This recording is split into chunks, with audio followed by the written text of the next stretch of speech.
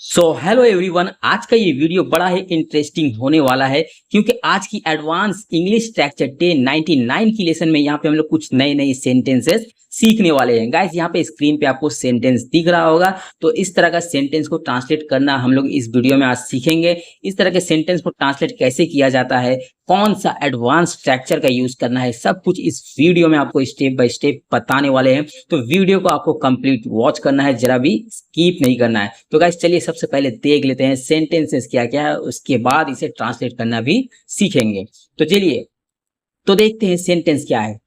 कम से कम खाना तो खा लो, कम से कम खाना तो खा लो, या फिर कम से कम मुझसे बात तो करो, कम से कम मुझसे बात तो करो, या फिर कम से कम चाय तो पी लो, कम से कम चाय तो पी लो, या फिर हम लोग ऐसे भी बोलते हैं, कम से कम तुम परीक्षा की तैयारी तो करो, कम से कम तुम परीक्षा की तैयारी तो करो। तो गाइस, इस तरह की सेंटेंस को इंग्लिश में ट्रांसलेट करना बड़ा ही इजी है। मैं एक ट्रिक बता दूंगा, उस ट्रिक के जरिए इस तरह का सेंटेंस आप लोग बड़ी आसानी से ट्रांसलेट कर सकते हो। लेकिन गाइस, यहाँ पे आपने एक चीज कॉमन दिखा होगा सारे सेंटेंस में, कम से कम, कम से कम, कम से कम, ये आपको सारे सेंटेंस में कॉमन दिखा है। तो जब भी किसी सेंटेंस में आपको ये वाला वर्ड का यूज करना हो, कम से कम, तो वहां पे इंग्लिश में आपको एक एडवांस स्ट्रक्चर का यूज करना है। तो चलिए सबसे पहले देख लेते हैं वो एडवांस स्ट्रक्चर क्या है। मैंने ऊपर की साइड वो एडवांस स्ट्रक्चर लिख रखा है, देखिए। जब भी किसी सेंटेंस में आपको कम से कम वर्ड का यूज करना है, वहां पे इंग्लिश में आपको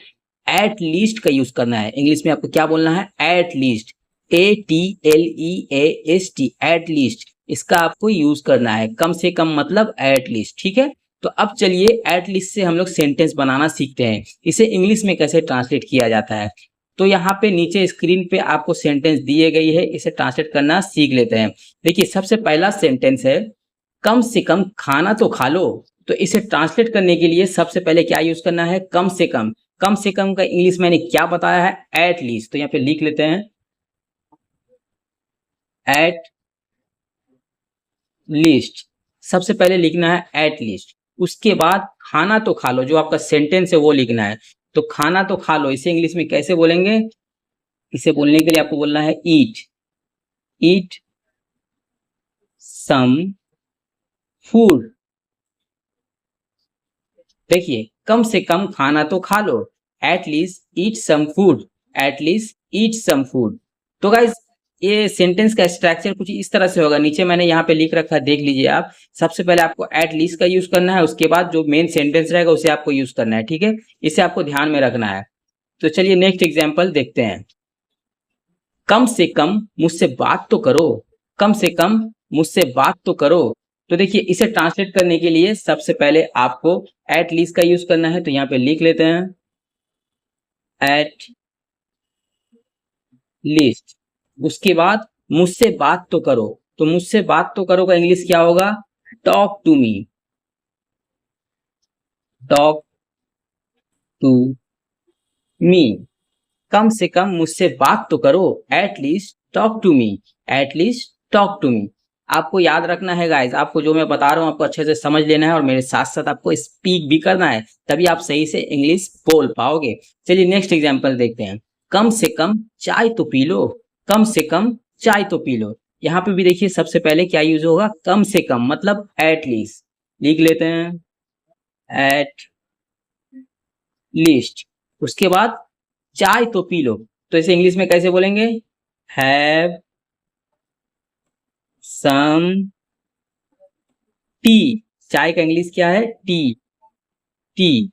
देखिए, कम से कम चाय तो पी लो, at least have some tea, at least have some tea. Okay, चलिए नेक्स्ट एग्जांपल देखते हैं। कम से कम तुम परीक्षा की तैयारी तो करो, कम से कम तुम परीक्षा की तैयारी तो करो। यहाँ पे भी पहले एट लीस्ट का यूज करना है, एट लिस्ट। उसके बाद परीक्षा की तैयारी तो करो। तो इंग्लिश क्या होगा? You should, you should prepare for the exam. कम से कम तुम परीक्षा की तैयारी तो करो। At least you should prepare for the exam. At least you should prepare for the exam. देखिए यहाँ पे कम से कम तुम परीक्षा की तैयारी तो करो, या फिर आप लोग इसे इस तरह से भी बोल सकते हो, कम से कम तुम्हें परीक्षा की तैयारी करनी चाहिए। कम से कम तुम्हें परीक्षा की तैयारी करनी चाहिए, मतलब eight least you should prepare for the exam. At least you should prepare for the exam. Okay, तो आई थिंक गाइस आपको समझ में आ गया होगा इस तरह का सेंटेंस को कैसे इंग्लिश में ट्रांसलेट करना है। तो आपको क्या करना है, सेम इसी तरह का एक सेंटेंस मेरे कमेंट बॉक्स में लिखना है, मैं वहां पे उसे चेक करूंगा। सेंटेंस में अगर कुछ मिस्टेक रहा तो वहां पे मैं उसे करेक्शन भी कर दूंगा। ओके, तो गाइस मिलते हैं किसी और नए से एडवांस इंग्लिश स्ट्रक्चर के साथ, तब तक के लिए अलविदा।